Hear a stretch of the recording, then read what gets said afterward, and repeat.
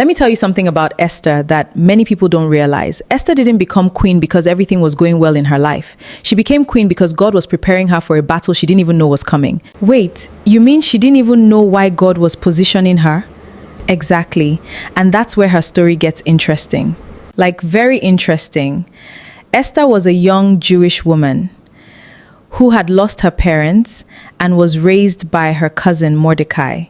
Then something unexpected happened. Oh, okay, so what happened? The king was looking for a new queen. Esther entered the competition and she found favor before the king. She became a queen, but she kept her Jewish identity hidden, just as Mordecai instructed her. Okay, so everything looked perfect. She had become queen. Exactly. But sometimes when you think you've finally arrived, God is actually positioning you for something much bigger. Now, a man called Haman, a very powerful man in the kingdom, became envious and angry with Mordecai because Mordecai refused to bow to him. So Haman didn't just want Mordecai dead. He wanted to destroy all the Jews. All of them? Yes, all of them. But Esther was the queen. Couldn't she just stop him? That was the problem. Esther couldn't simply walk into the king's presence whenever she wanted.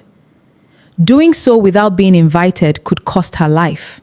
So Mordecai sent her a message and he said to her, "Who knows whether you have come to the kingdom for such a time as this?" Wow. And Esther immediately realized something, and she said to herself, maybe my position as a queen is not just for my comfort. Maybe God had positioned me here to save my people. So Esther had to make a big choice. Stay silent and be safe, or reveal herself to risk everything to save her people. So you mean she had to choose between protecting herself and protecting her people? Exactly. So Queen Esther asked all the Jews to fast for 3 days, including herself.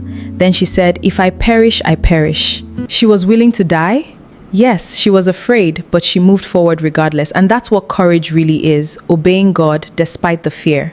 Esther approached the king, and instead of the king ordering her to be killed, he extended his favor toward her. She carefully presented her request, exposed Haman's evil plan, and eventually the king ordered that Haman's evil plot be overturned against him. So the woman they thought was powerless became the person God used to save an entire nation? Exactly. So if you are wondering why God has placed you in a particular family, workplace, relationship, community, or position, you should know now that it's not only about what you can gain. Maybe there are people whose lives will be changed because you are where you are. Esther thought she was becoming a queen, but God was positioning her as a deliverer.